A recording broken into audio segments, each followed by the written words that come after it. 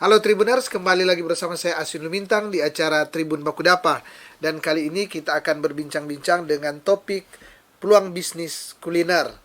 Tentu peluang bisnis kuliner di era endemi, katanya sekarang kan bukan pandemi lagi Pak, tapi endemi.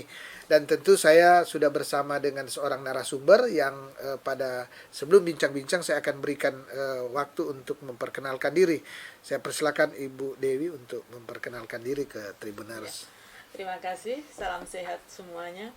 Perkenalkan, saya Dewi Sundari, saya CEO dari The Harvest dan saya juga mewakili kreator di bidang kuliner. Terima kasih. Iya. Perkenalan saya. Dan Tribuners, untuk menyingkat waktu, tentu saya akan langsung mengajak Ibu Dewi untuk berbincang-bincang terkait dengan peluang bisnis kuliner ya, berarti kuliner berarti makanan di Sulawesi Utara. Bu Dewi selaku Ketua Bidang Kuliner Kreator Sulut. Ini saya ingin tanya dulu, ini kreator ini apa? Kemudian gimana? Nah. Kreator ini Pak, dia wadah orang-orang kreatif Pak di Sulawesi Utara. Ya. Dengan Pak Kadis Pariwisata yang membentuk terjadinya kreator ini. Jadi terkumpullah dari ke-16 sektor di bidang pariwisata Pak. 16 sektor ya. Iya, kebetulan salah satunya saya di bidang pangan. Gitu. Iya. Di bidang ke bidang kuliner atau bidang pangan ini, kreator di bidang kuliner, apa yang dilakukan oleh Ibu Dewi dan teman-teman? Harapan kami Pak ya, kami ini boleh mengangkat kuliner Sulawesi Utara yang luar biasa ini, kuliner Manado, istilahnya Manado khas, itu di luar khas Manado ini memang kayaknya di mana-mana bisa didapat sih Pak. Tapi begitu datang ke Sulawesi Utara, kalau tidak menikmati akan rugi sekali. Kami di kreator ini sangat berharap. Jadi hal-hal yang belum diangkat Pak, belum diangkat ya ke permukaan itu kan kuliner di Sulawesi Utara ini banyak sekali. Dan ini boleh teman-teman, sahabat-sahabat ketahui bahwa rempah-rempah yang ada di Sulawesi Utara itu beda Pak dengan di mana saja. Itu yang bikin beda yang Sulawesi Utara. Jadi kalau datang ke sini harusnya memang wisatawan atau kuliner harus dirasakan. Harus itu. Karena apa? Ini saya ambil contoh sekali. Sereh ya, orang sini bilangnya apa kan sereh itu? Seledri. Bukan Pak, sereh ini bahan inilah ini. Sama rasa di Sulawesi Utara dengan di luar sana itu beda Pak. Beda ya? Beda, makanya kenapa saya tidak heran. Para wisatawan pun kadang membawa rempah-rempah ini untuk dibawa pulang. Jadi mereka belajar masaknya di sini, tapi kalau pakai rempah-rempah di sana ya kadang rasanya juga akan beda. Berbeda gitu, ya. Mungkin tanaman ya, tanah juga ya, unsur tanah. Kami dari kreator juga menginginkan dari destinasi-destinasi wisata yang ada di Sulawesi Utara ini akan ada istilahnya semacam kayak edukasi kuliner. Jadi wisatawan yang datang nanti boleh memasak, boleh tahu bikin cucur Manado itu bagaimana, bikin tinutuan itu bagaimana. Itu sih harapan kami gitu. Jadi harus ada tempat-tempat ya, ada tempat-tempat situs-situs wisata yang menyediakan wisata kuliner yang mengajak wisatawan itu aktif terlibat di dalam misalnya buat tinutuan atau ini dia.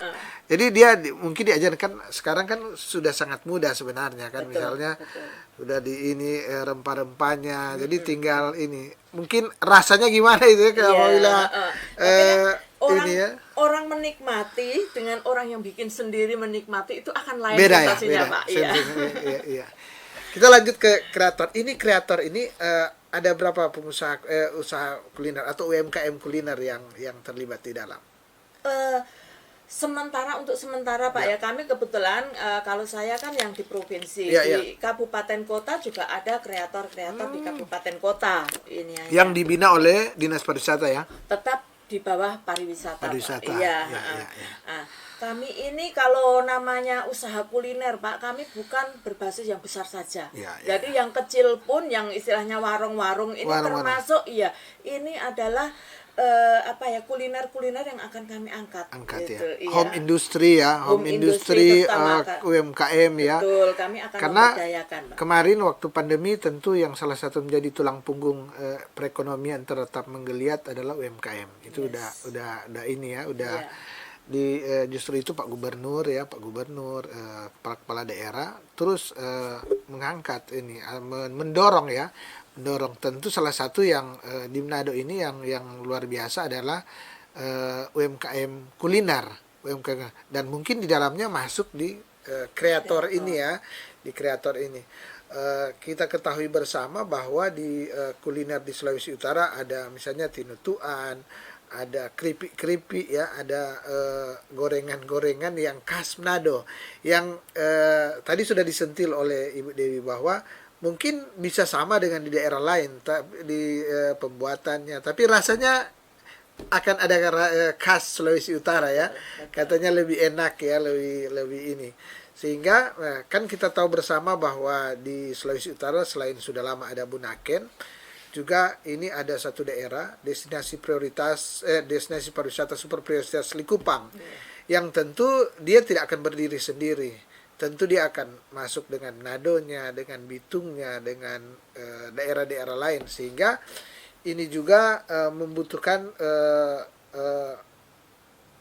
membutuhkan kita ya untuk menyediakan banyak hal. Kan gini, orang ke Likupang, orang ke Bunaken, kan dia butuh makanan. Betul. Makanan khas. Nah, sekarang pertanyaannya sejauh mana kesiapan dari Bu Dewi dan teman-teman untuk menjemput ini, karena ini memang pasca pandemi mungkin masih belum terlalu bergairah, tapi kita harus siap dari saat ini untuk menyiapkan akan kuliner khas daerah. Gimana? Kalau dari sisi kami pengusaha Pak ya, ini para teman-teman UMKM ini setelah pandemi nggak tahu ini keadaan dipaksa atau bagaimana, mereka ini semakin kreatif Pak. Kami akan semakin kreatif apa yang bisa kita sajikan ke ini customer gitu, terutama kalau untuk saya sendiri kebetulan saya memang target marketnya untuk wisatawan gitu.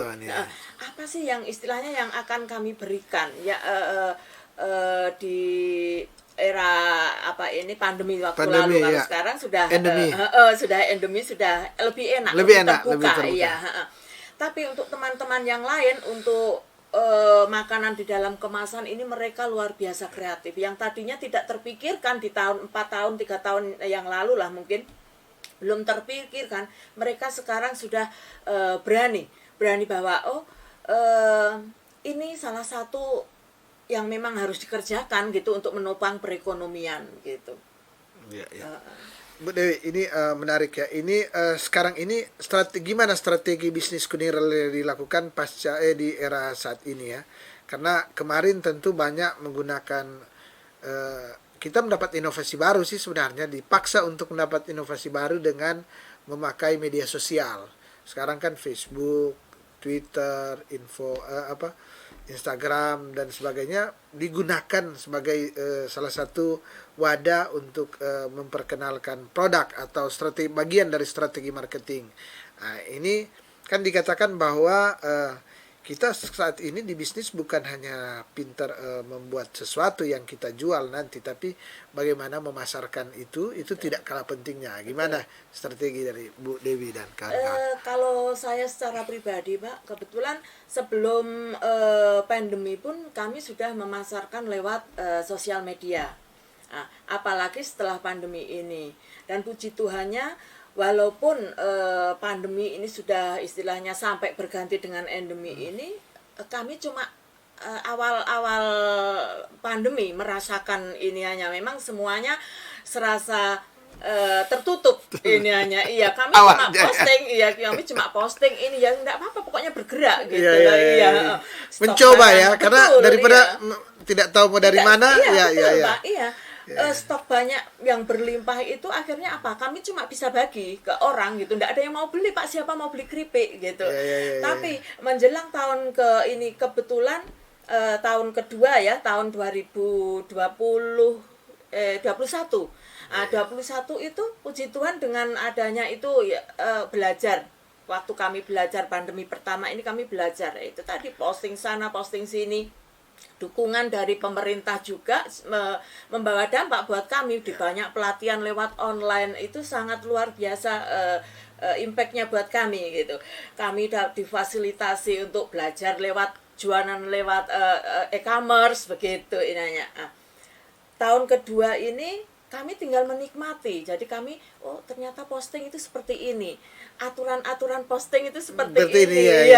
Itu semua secara mau tidak mau kami pelajari.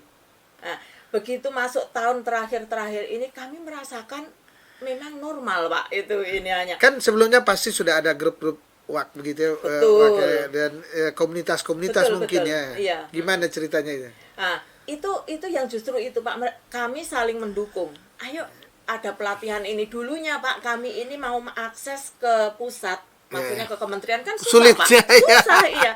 Tapi di era digital ini justru di pandemi ini Zoom semua kemurahan buat kami dapat banyak belajar dari kementerian ini, kementerian itu, mereka memfasilitasi perizinan. Dan mereka yang turun gunung ya, yang mereka mencari kami. Nah, kami memang dalam sisi omset turun tapi dari sisi investasi untuk ke depan kami memang lonjakannya luar biasa. Itu berkat online juga.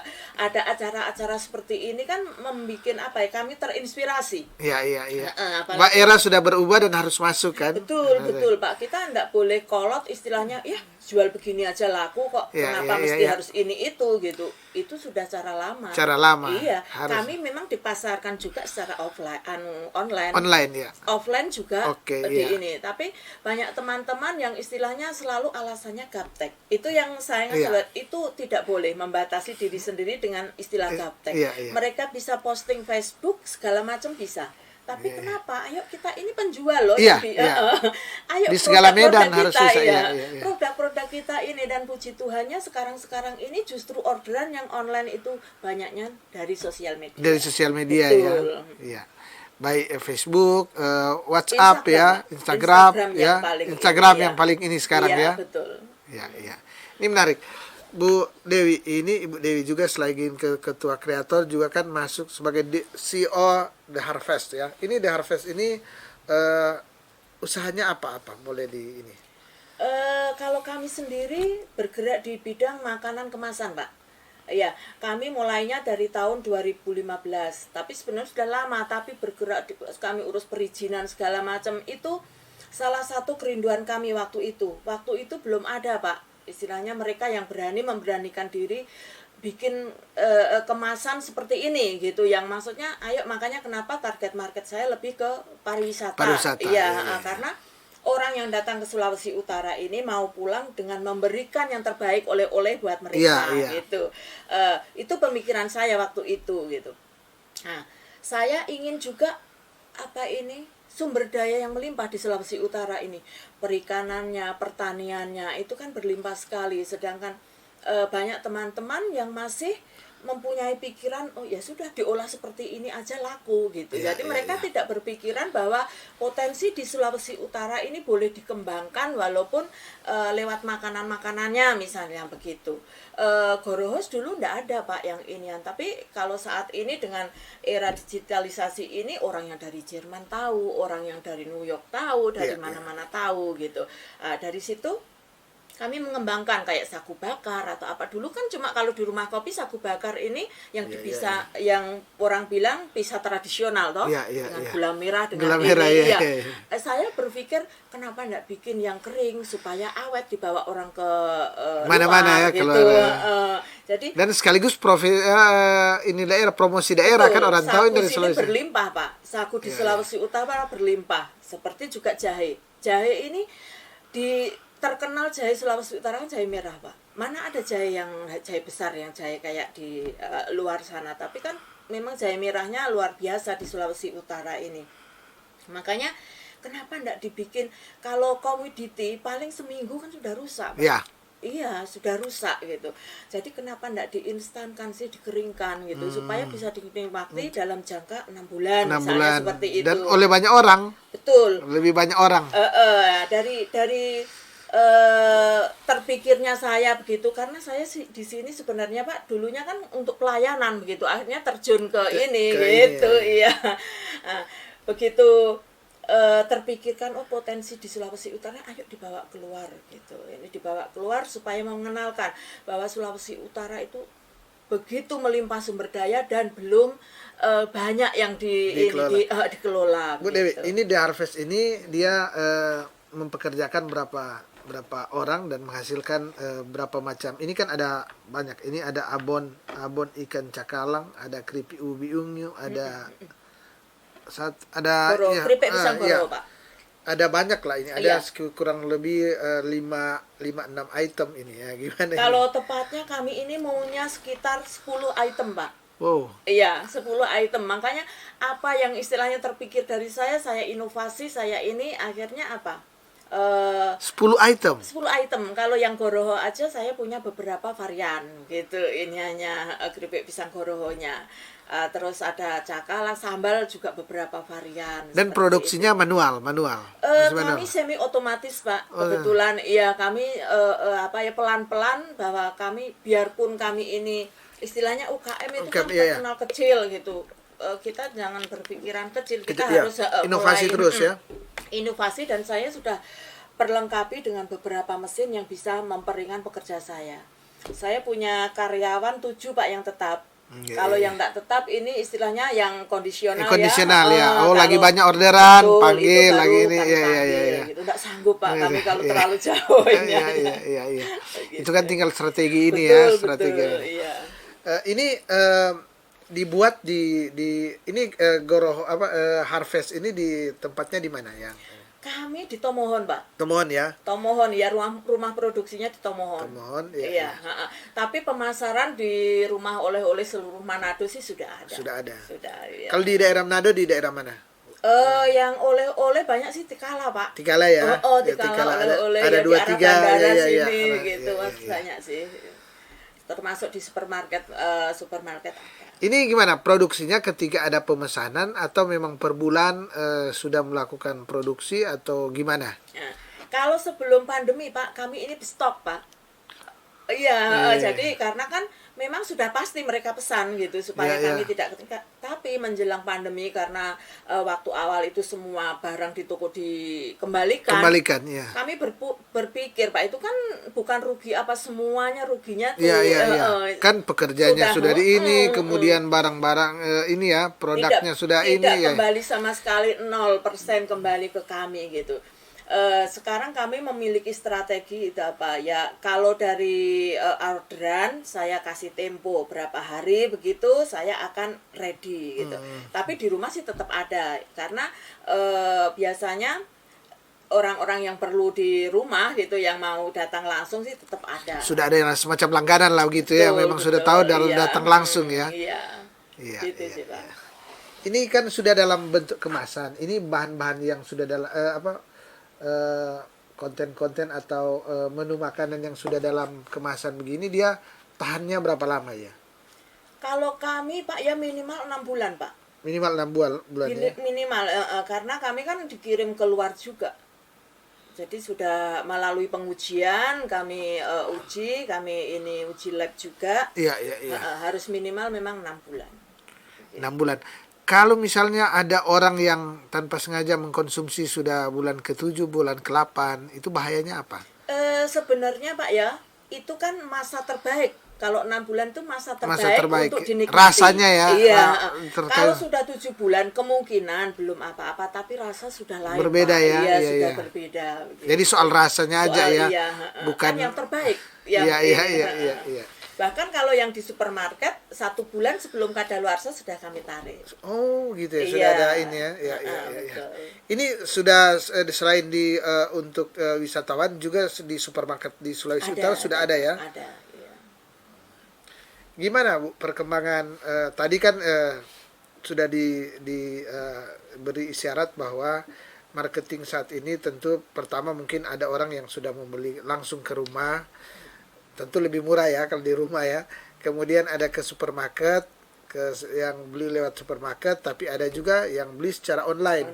Mungkin Iya. bisa pakai yang Lazada atau apa ya, yang itu kemudian E-commerce, ya. e-commerce. Oh ya sudah. Gimana dengan makin banyaknya wadah tempat jualan baik secara online, manual, dan kemudian ada supermarket. Boleh diceritakan? Iya. Puji Tuhan sih Pak, itu wadah-wadah buat kami ya. Mereka ini salah satunya dukungan sih Pak dari pemerintah, itu yang saya maksudkan gitu, kemudahan buat kami gitu. Kalau untuk datang secara langsung itu juga tidak lepas dari Google bisnis itu Pak. Ya, mereka selalu cari oleh-oleh di Tomohon itu di mana ya. Kami kan mengikuti itu tadi. Disarankan apa ya? Jadi yang memudahkan map ini. itu ya. Map itu salah satu memudahkan. Itu juga istilahnya kok beruntungan Menolong buat kami. ya. Betul. Terus kalau untuk yang e-commerce terus terang Pak ya, buat kami yang di Sulawesi Utara, kalau untuk ke pengiriman ke luar dari Sulawesi Utara ini berat di ongkos kirim Pak. Kadang mereka beli produknya cuma 100.000, ongkos kirimnya sudah 40.000. 40.000. Iya, itu kalau tidak benar orang-orang yang tertarik dan orang-orang yang sudah tahu rasanya, kemungkinan tipis Pak. Apalagi kalau kami masih tidak benar-benar iklan. Jadi kami masih biasa. Jadi tidak pakai iklan, kalau pakai iklan tentunya mereka akan dapat begitu. Tapi kalau saya ini namanya istilahnya ini cuma ndak pakai iklan, cuma manual lah istilahnya ini, ya Pak, ada sih Pak beberapa yang lewat e-commerce gitu, tapi buat kami justru lewat sosial media itu yang banyak menolong ya. Paling banyak itu lewat Instagram. Mereka dan belinya bahkan orang dari Medan, orang dari mana, mereka beli paket oleh-oleh yang datang ke Sulawesi Utara tidak membawa oleh-oleh. Mereka telepon ke kami. Begitu. Sampai minta ikan cakalangnya yang fufu itu apa. Kami tetap layani semua itu. Bu Dewi, tadi kita sudah bercerita yang maju. Saya ingin Tribuners juga mengetahui gimana sih awal mula Bu Dewi membuka usaha ini, usaha The Harvest ini. Apakah kan tentu suatu usaha ini tidak tiba-tiba, pasti ada perencanaan. Gimana awalnya perencanaan ya, sehingga mungkin ini bisa menginspirasi Tribuners untuk membuat home industry atau UMKM. Ibu Dewi dan kawan-kawan sudah memilih kuliner, mungkin yang lain bisa terinspirasi yang lain. Tapi di sesi ini saya ingin bertanya ke Bu Dewi, gimana awal mulanya kemudian terinspirasi saya mau jualan UMKM, gimana? Itu tadi salah satunya saya sebutkan Pak, saya lihat sumber daya yang luar biasa di sini. Hasil panen yang melimpah, tapi ya cuma kalau istilahnya keripik goroho ya sudah dibikin begitu aja gitu. Ini hanya kan seperti itu. Kemudian ini kan ada berapa? Ini ini ada ikan, ini berarti ikan kan? Iya.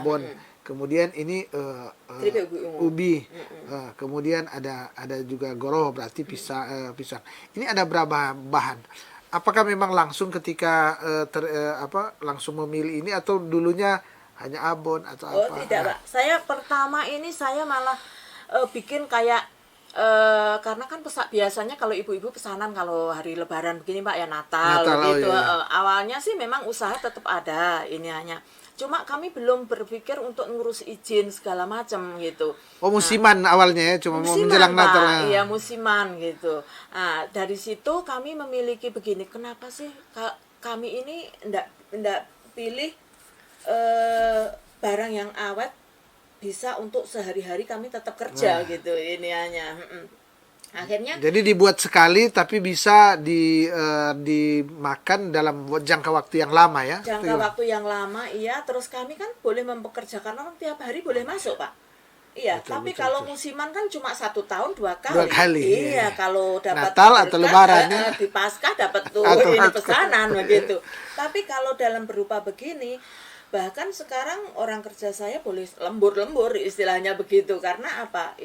berkesinambungan gitu. Jadi kalau musiman ya itu pendek. Kalau begini kan kami lebih pemberdayaan lebih iya, ini iya. Pak ke masyarakat Tomohon gitu. Ya, artinya orang kerja ada juga ya, ada kemudian ya menambah lah paling tidak ini ya. Ada Pak, iya.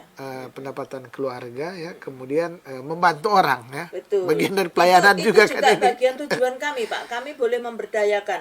Setelah waktu itu kami dengan suami saya bilang begini, kalau kami sudah bisa seperti ini, kami harus bisa istilahnya memberikan sesuatu buat Orang ini. lain ya. Makanya saya sekarang juga aktif memberikan pelatihan-pelatihan, baik istilahnya saya berikan secara gratis ataupun memang dari dinas-dinas yang panggil ke saya gitu, instansi yang panggil ke saya gitu. Tapi itu adalah bagian dari pelayanan kami, untuk saya sudah diberkati gitu. Ini jadi saya harus memberikan, saya kembalikan itu ke masyarakat supaya mereka juga ayo bisa Ikut loh bisnis menikmati, seperti ini. merasakan, Saya ya, tidak ya. takut Pak. Berapa banyak orang bikin keripik goroho? Iya, iya, iya. Tapi Banyak saya ya. punya target market tersendiri. Itu Tersendiri. yang selalu saya bagikan ke teman-teman. Tidak usah takut untuk Tersaingi ya. Iya. Iya, iya. Orang butuh makanan ini begitu banyaknya. Kenapa istilahnya kita ini ketakutan tersendiri gitu ini. Ada saingan Iya, baru, betul, ada ini, iya. iya, iya. Rezeki tidak pernah tertukar gitu. Iya, betul. Ini tentu kan memilih orang kerja berarti harus punya skill, Betul. punya kemampuan ini ya. Itu resep-resepnya Bu Dewi yang tentukan atau gimana? Resep misalnya membuat abon atau ubi keripik ini kan pasti kan dikatakan bahwa ini era persaingan juga ya. Dan orang pasti yang terutama walaupun sudah buat bagus segala macam, namanya makanan pasti rasa. Betul. Ya orang ini ya. Gimana? Kalau pegawai saya ini kebetulan sudah lama Pak, ikut saya sudah lama juga.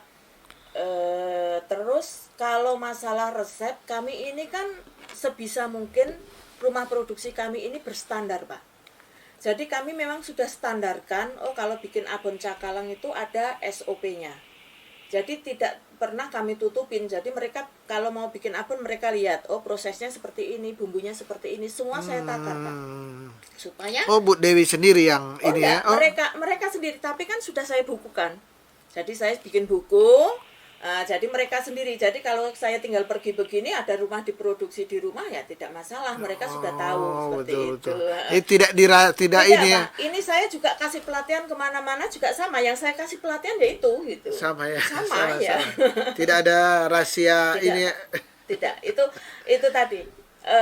Pemahaman mereka tentang internet marketing, pemahaman mereka tentang bagaimana memposting ke sosial media, itu biarpun kita sama-sama duduk begini Pak, kadang pemahamannya kan lain. Oh iya. Nah, saya meyakini saya mempunyai sesuatu gitu, ini hanya jadi nggak apa, kamu jual di sekitar rumahmu gitu. Bahkan satu toko yang sama pun silahkan gitu, orang punya pilihan. Iya, Ini, iya. ya. Luar biasa Ya harus begitu Pak, kuliner itu milik orang Sulawesi Utara, tidak milik saya pribadi, bukan milik si A, si B begitu ini hanya. Jadi kalau mau cari makan di situ ya ayo sama-sama gitu. Ya.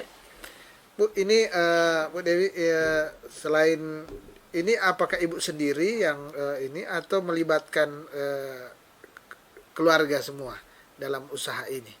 Keluarga Pak. Melibatkan keluarga semua ya. Iya, suami dulu bekerja, tapi begitu resign ya ayo sama-sama ya mengembangkan. Ini dulunya kami anggap sambilan Pak, bisnis seperti ini karena saya sendiri pelayanan ke sini gitu, sambilan. Tapi berjalannya dalam waktu justru ini yang jadi utama. Jadi utama. Yang apalagi sudah mempekerjakan orang kan. Yang menjadi memang ini jadi yang berkat buat kami, menghidupi kami ya dari sini gitu. Ya. Jadi jangan dianggap enteng bisnis kuliner kecil-kecilan gitu. Betul. 500.000 perak itu berharga sekali Pak, dikalikan ini berapa sekian orang ya, kuantitinya. Dan ini kan berhari-hari ya. Betul. Berhari-hari.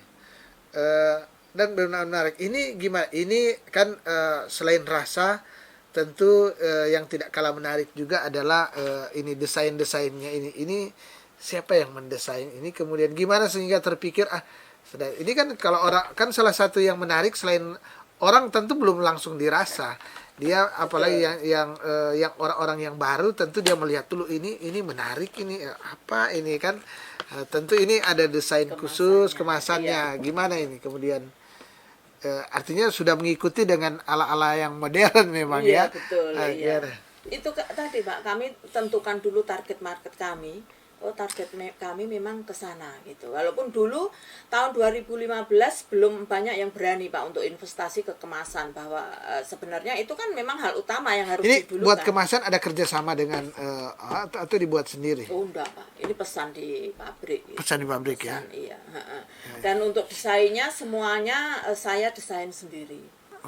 Tinggal mereka yang ini di mock-up-nya begitu. Tapi kalau semuanya yang ini kami sendiri. Jadi yang skate apa ini kami sendiri. Jadi kami memang maunya kami seperti ini loh gitu iniannya. Jadi Ya, memang ya, ya. jiwa kami yang inian ini, gitu. ya, ya. Bu Dewi, kembali lagi ya, Ibu Dewi selaku CEO The Harvest, kemudian Ketua Bidang Kuliner Kreator Sulawesi Utara. Dan saya yakin di kreator ini juga kan mempunyai usaha-usaha, masing-masing mempunyai usaha. Gimana boleh diceritakan Bu Dewi ya? Ini terakhir mungkin karena sudah ya ini mungkin udah lewat 30 menit tapi kita tambah sedikit terkait dengan gimana Bu saling sharing ya, boleh diinformasikan kan di kreator mungkin ada Ibu Dewi tapi ada teman-teman yang lain. Gimana mungkin sharing pemasaran dan hal yang lain boleh diceritakan ke Tribuners. Kalau kreator sendiri Pak, bentuk dukungannya ke kami adalah, apalagi Pak Kadis Pariwisata ini, Pak Henry ini Iya, sangat iya. mendukung sekali. Jadi beliau sering membuka pasar, jadi mengikutkan pameran kami ke luar begitu. Terus beliau sendiri sering mengundang kayak semacam buyer dari luar negeri ya, nanti diadakan podcast gitu. Jadi tentunya harus dipilih ini produk-produk yang memang itu tadi, jangan kalau bisa nggak bikin malu Sulawesi Utara deh gitu. Jadi produk-produk yang memang sudah patut harus diangkat gitu. Artinya Makanya standarnya juga ada ya. betul. Nah, itu Standarnya kalau ada. Pak Kadis sendiri, Pak Hendri sendiri sangat memegang kualitas. Kualitas, Iya, ya. kualitas. Beliau ini orangnya sangat, istilahnya kalau ngelihat begitu lah sangat sempurna gitu. Makanya saya juga salut sama teman-teman yang lain, mereka boleh mengejar, Pak. Jadi Standar untuk itu yang standar itu diinginkan oleh ini teman-teman ya. boleh mengejar. Sampai kemarin ini ada juga program dari pariwisata juga, mereka ini memberikan desain dengan kemasan gratis ya. Pak Henry juga yang mempelopori itu. Jadi beberapa teman-teman, ada mungkin 20 orang UMKM mendapatkan desain dengan kemasan gratis. Gratis ya. Itu dukungan pariwisata Dinas buat pariwisata. kami para pelaku UMKM gitu. Ya, luar biasa ya. Dan Tribuners tentu banyak hal lagi ya yang akan harusnya ya mungkin ingin diketahui oleh para Tribuners. Tapi ya waktu juga yang membatasi ya bincang-bincang ini. Tapi paling tidak Tribuners tadi Ibu Dewi Sundari sudah menginformasikan ke kita bahwa di Sulut itu ada yang namanya kuliner kreator atau ya ada tim ya yang dibentuk oleh pariwisata oleh Dinas Pariwisata yang khusus ya mewadahi akan kuliner-kuliner khas Manado.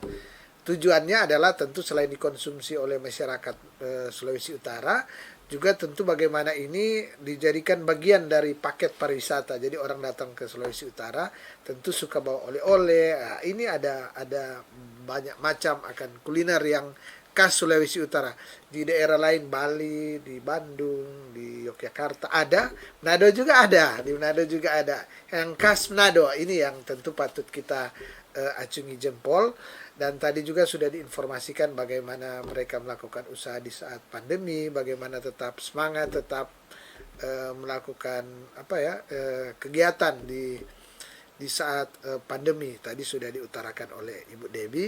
Dan seperti biasa sebelum saya menutup akan bincang-bincang ini, saya berikan kesempatan ke Ibu Dewi untuk closing statement berupa ya mungkin harapan atau hal-hal yang lain ya, boleh mau dikatakan ke Tribuners, memberi semangat mungkin atau hal-hal lain yang sudah kita perbincangkan. Silakan Bu Dewi. Untuk teman-teman semua pelaku usaha UMKM ya, terutama di bidang kuliner, mari kita satukan istilahnya kreatif seluruh kreativitas itu harus dimunculkan untuk membawa kuliner Sulut ini lebih go internasional. Seperti itu sih. Berhenti untuk dibilang saingan, tapi kita harus bersinergi untuk bikin Sulut lebih hebat lagi. Terima kasih. Dan demikianlah bincang-bincang kita ya di acara Tribun Bakudapa dengan topik peluang bisnis kuliner. Dan tentunya saya Asul Lumintang dari Tribun Bakudapa mengucapkan terima kasih kepada Ibu Dewi Sundari selaku CEO The Harvest dan juga Ketua Bidang Kuliner Kreator Sulawesi Utara yang sudah menerima undangan kami untuk berbincang-bincang di studio ini. Dan saya juga mengucapkan terima kasih kepada para Tribuners yang sampai saat ini setia menyaksikan acara Tribun Bakudapa. Dan kita akan bertemu lagi pada besok hari tentunya dengan tema perbincangan yang berbeda. Mata lokal menjangkau Indonesia.